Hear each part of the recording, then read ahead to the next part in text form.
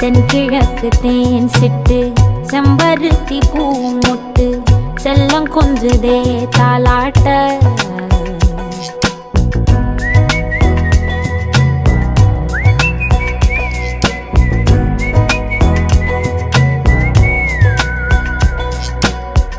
எத்தனையோ காலம் வாராத வானவில் வந்தது போலி பேச